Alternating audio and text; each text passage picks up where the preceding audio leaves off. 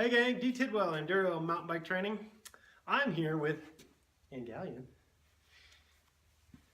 Yeti Factory Team Racer, and Studette and Rock Smasher. So she gets to be the test dummy today. Woohoo! I'm so excited because it's two of us instead of just me. I'm excited. Okay, this workout, we're talking strength this time because we've talked about mobility, stability. We've talked about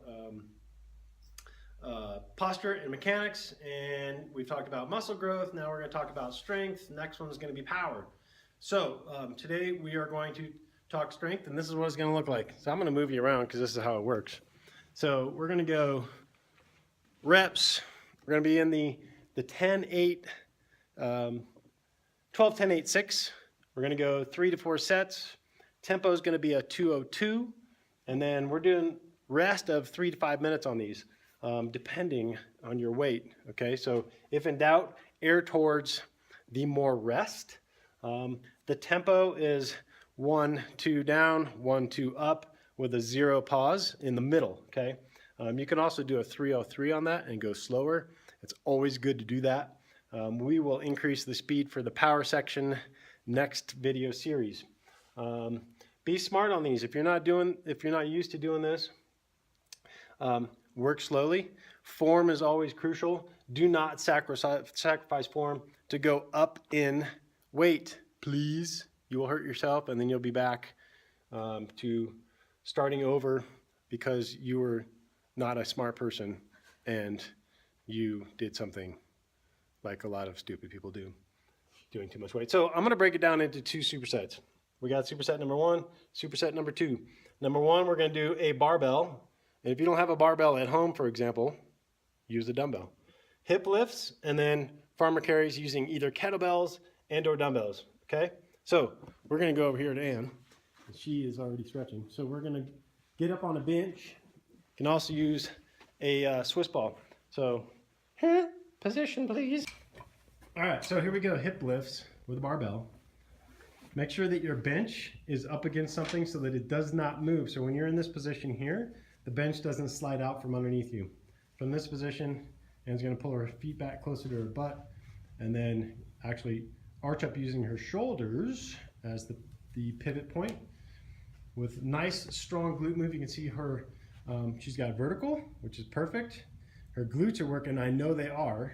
I know that for a fact. She's got good posture. Her head is resting. Okay, from there, she's just going to actually lower, hip hinge. Good. Make sure that the shoulders are in a good place to actually create a nice little hinge from on the bench. And then back up, squeezing the glutes. Perfect. So it's a 2:02, so it's 2 seconds down. Yep, and then it's 2 seconds up. The only other thing I would say on this too is make sure that your knees are tracking over your toes, which Anne is doing perfectly, like a good, strong athlete. And then dismount is the same way you get in. Just be careful. And we move on to farmer carries. Perfect. Good job. All right, so let's grab those farmer carries on those 30s over here. Remember, these can be kettlebells. They can also be dumbbells. Now, here's the deal. Farmer carries. Nice, strong posture to start. As you can tell, we've got great alignment from ear to shoulder, to hip, to ankle joint. So if I was to run a plumb line from top to bottom, that's exactly what you create, and that's exactly what you maintain during a farmer's carry. Okay? You can also tell that from this angle too, that Anne's shoulders are identical as it relates to being level. She does have a clavicle break issue from the past, so it looks a little wonky, but that's because of that. But I know that her rib cage is centered and squared, and her shoulders and her shoulder girdle is exactly where it needs to be. So all she's going to do is walk slowly. You have to walk slowly and smoothly with the feet so that you don't get any movement out of the dumbbells. So really what's happening is her core is really braced. All of this right here is working hard to maintain stability and stillness out of the arms and dumbbells. Every time you turn, you switch your turn side. So this time she turned right. So as she goes to a point where she needs to turn again, she's going to turn to the left. And you alternate that every time. And in this case, since my studio is small, we just walk in circles. Good job. And then you responsibly put them down on the floor, and we're done with that superset. Okay, good job. So right now would be the time that you would take a 2 to 5 minute rest, depending on your weight, of course, and then repeat 3 to 4 sets, depending on where you're at. Okay, so that's superset number 1. Superset number 2 coming up. Okay, superset number 2, we're going to do a front squat, barbell. If you don't have a barbell, use a dumbbell. And the bottom of the dumbbell, your thumbs sit right on top of your clavicles. Elbows are high. Okay, so you can do that as a modification. We're going to go single arm, single leg, bottom cable pull. This can also be a band for those of you working at home. We're going to go Swiss ball dumbbell, single arm, press and reach. Okay. But first, switcherooski. Let's go to front squats. So I'm going to show you Anne's front squat, which is modified because of that shoulder issue. Yep.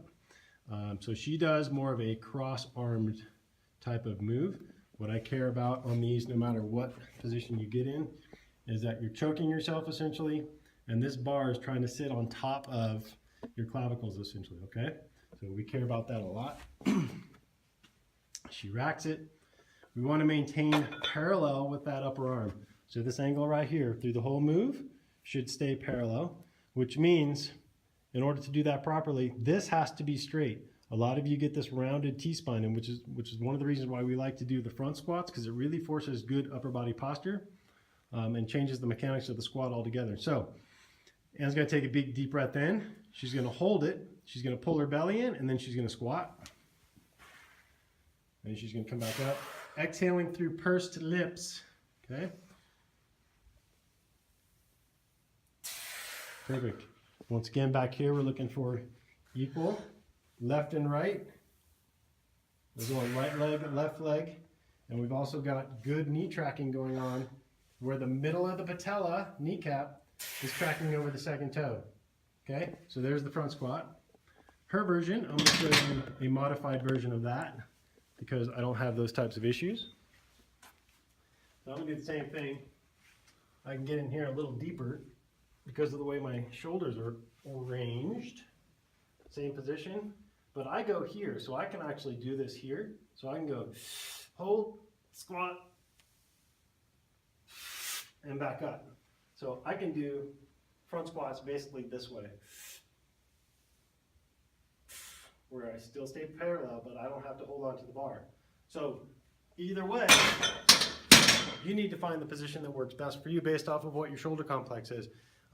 I do have a broken clavicle twice here. It doesn't affect me doing those, but some of you might, just like with Ann. Okay, second exercise, we're going over to single arm leg, bottom cable pull. I love this exercise for strength because it's very multifunctional. It's very mountain bike specific too. One-legged, hips square, okay, opposite foot to hand that's working. Okay, head neutral, it can even be up a little bit, yep, because we are in that position as riders, and in downhilling, head is in the up position, and we go. So from here, we're going to keep a static leg. Go ahead. Anne's pulling. She's pulling with her elbow. She's twisting, and she's really focusing on getting the shoulder blade to pull and getting that elbow to come along with the function of the shoulder. Okay, we got a lot of stability going on at the foot. You can tell her ankle is moving. That's the mobility within the ankle doing its job to create the balance in conjunction with the foot. Big time hip going on here. This booty right here is fired up. Okay, and then if you want to be a little more complex, you can actually do a knee drive combo, which we dig. Yes. Again, this is a great strength exercise because it's very multifunctional. The entire body is working. It's very mountain bike specific as it relates to pushing, resisting force as it relates to cross patterning, which we dig, okay? And so is the next one. Good job. Next one, we're going to go to a Swiss ball dumbbell single arm press, where take a Swiss ball. Remember with Swiss balls, you got to make sure that your exercise ball that you're using at the gym is one that you've inspected. Look for any kind of particular holes or cracks or anything that might burst, because we don't want that, right? So always inspect the exercise ball that you're working on at the gym and make sure that it's adequately pumped up. You can tell mine's firm here. So we go dumbbell press position, 90 degrees in the knees. My glutes are active, my core is working. What I'm going to do is I'm going to go from here, and I'm going to come up, and I'm going to push and go elbow. And then here, elbow. Okay? Some of you can do elbow. Others will go shoulder. And in the beginning, this is what I recommend. Shoulder tuck with a reach. Shoulder tuck with a reach. Head stays neutral. Good breathing pattern. In, out. Okay? So again, 12, 10, 8, 6. Be careful and mindful of the weight in this one in particular, because again, it's going to rely on how well you work on your exercise ball. That's a lot trickier than it looks as it relates to stability. So I suggest starting really light. That was 15. It's a good place to start. And then think about tucking and turning that chest. The chest turning with the arm extension is what we're looking for, while having that core glute complex do its job there, okay? So that's the end of your superset number 2. You would rest 3 to 5 minutes, depending on your weight, and you would repeat 3 to 4 times, depending on where you're at as far as your training level goes, all right? So there you go, a little strength workout for you. Thanks to Ann. Say hi, turn around, say hello. Hi. Questions? Like always, info@enduromtbtraining.com. Check us out. We got 3 different programs for you mountain bikers and enduro racers up there that can help you become more mobile, stable, have better posture, breathing mechanics, strength and power. All right, so till next time, D. Tidwell signing off. See ya.